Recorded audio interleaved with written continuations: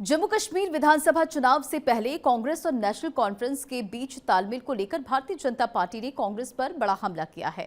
केंद्रीय गृह मंत्री अमित शाह ने खुद हमले की कमान संभाली है। उन्होंने कांग्रेस से 10 सवाल पूछे तो आज बीजेपी शासित राज्यों के सीएम और डिप्टी सीएम ने राहुल गांधी पर निशाना साधा और सीएम योगी आदित्यनाथ ने राहुल गांधी से पूछा कि क्या उनकी पार्टी जम्मू कश्मीर के लिए फिर से अलग झंडे की घोषणा का समर्थन करेगी। देखिए।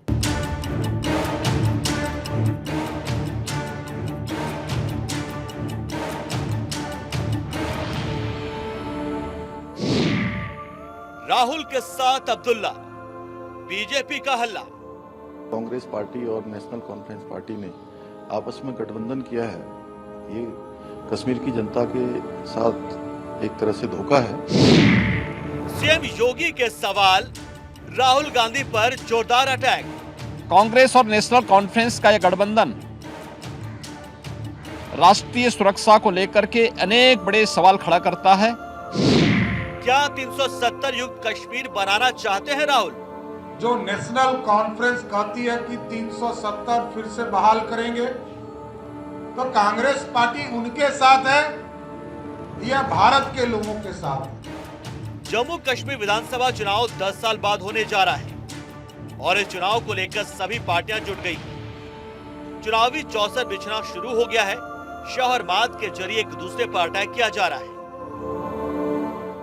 जम्मू कश्मीर चुनाव में कांग्रेस और नेशनल कॉन्फ्रेंस के बीच गठबंधन हो गया है। दोनों पार्टी मिलकर विपक्ष का मुकाबला करेंगी। कश्मीर में नया गठबंधन बनने पर बीजेपी ने हमला बोला है। केंद्रीय गृह मंत्री अमित शाह के बाद यूपी के मुख्यमंत्री योगी आदित्यनाथ ने कांग्रेस और नेशनल कॉन्फ्रेंस गठबंधन पर सवाल उठाया है।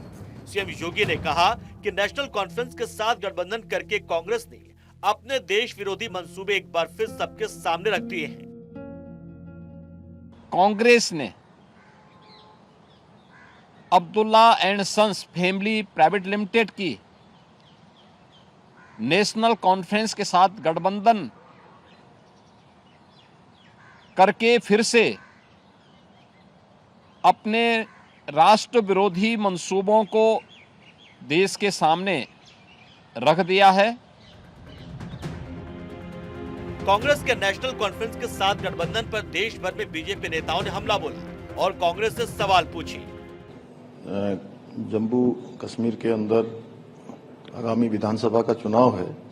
उस चुनाव में जिस प्रकार से कांग्रेस पार्टी और नेशनल कॉन्फ्रेंस पार्टी ने आपस में गठबंधन किया है, ये कश्मीर की जनता के साथ एक तरह से धोखा है और ये कश्मीर के जनता के सामने बेनकाब हो गए हैं और कांग्रेस पार्टी पूरे देश के सामने भी बेनकाब हुई है। तो कहीं ना कहीं कांग्रेस पार्टी और ये इसकी सहयोगी पार्टियां, इनके लिए सत्ता पहले है, देश बाद में है।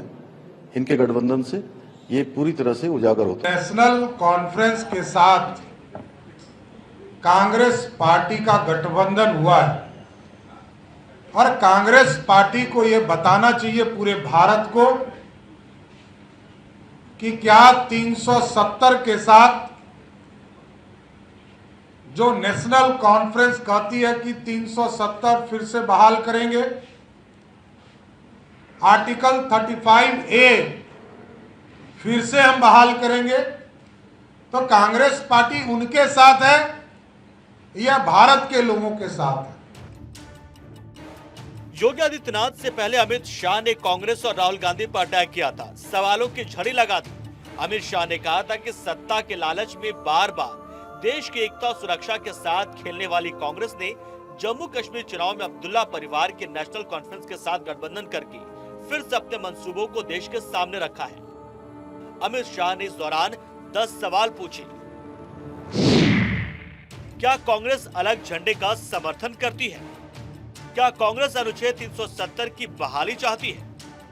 पाकिस्तान से बात का समर्थन कर अलगाववाद बढ़ाना चाहती है कांग्रेस? क्या एलओसी से कारोबार का समर्थन कर आतंकवाद बढ़ाना चाहती है? पत्थरबाजों को सरकारी नौकरी देना चाहती है कांग्रेस? कांग्रेस को जातियों का आरक्षण खत्म करेगी? क्या कांग्रेस शंकराचार्य पर्वत का नाम तख्त सुलेमान रखना चाहती है? कांग्रेस पाक समर्थित परिवारों को सत्ता देना चाहती है? क्या कांग्रेस पार्टी जम्मू और घाटी के बीच भेदभाव का समर्थन करती है? क्या कश्मीर की स्वायत्तता की नीति का समर्थन चाहती है? अमित शाह के सवाल पर कांग्रेस नेता पवन खेड़ा ने पलटवार किया। खेड़ा ने पूछा कि जब बीजेपी ने पीडीपी के साथ गठबंधन किया था तब उनका घोषणा पत्र पढ़ा था। हम अमित शाह जी से ये जानना चाहते हैं कि जब पीडीपी से इन्होंने समझौता किया था, क्या पीडीपी का मैनिफेस्टो पढ़ा था? चलिए, पीडीपी का मैनिफेस्टो नहीं पढ़ा होगा जिसमें इंडिया और पाकिस्तान दोनों की करेंसी के बारे में जिक्र था कि दोनों को लागू किया जाएगा, जिसमें सेल्फ रूल के बारे में बड़ा लंबा चौड़ा डॉक्यूमेंट था। उसके बावजूद आपने उनसे समझौता करके सरकार बनाई। सरकार बनाने के बाद एक कॉमन मिनिमम प्रोग्राम बनाया। उसमें आपने क्या लिखा?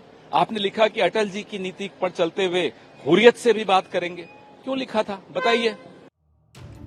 कांग्रेस से गठबंधन से पहले नेशनल कॉन्फ्रेंस ने अपना घोषणा पत्र जारी किया था और उस घोषणा पत्र में नेशनल कॉन्फ्रेंस ने ऐसी बात कही जिसके बाद बीजेपी हमलावर है और कांग्रेस से सवाल पूछ रही है। घोषणा पत्र में नेशनल कॉन्फ्रेंस ने क्या वादा किया है, आपको बताते हैं। एनसी ने जो वादे किए हैं उसके मुताबिक उमर अब्दुल्ला ने पार्टी घोषणा पत्र जारी करते हुए कहा, हमारी सरकार बनी तो हम जम्मू कश्मीर से आर्टिकल 370 और 35 से बहाल करेंगे। भारत पाकिस्तान के बीच बातचीत की शुरुआत करने का प्रयास करेंगे। पब्लिक सेफ्टी एक्ट को निरस्त करेंगे। पॉलिटिकल कैदियों की रिहाई करेंगे। पहले चरण की वोटिंग होने में अभी 1 महीने से कुछ कम वक्त बचा है और इस दौरान आरोप प्रत्यारोप का दौर जारी रहने की पूरी उम्मीद है। Bureau report, Bharat 24।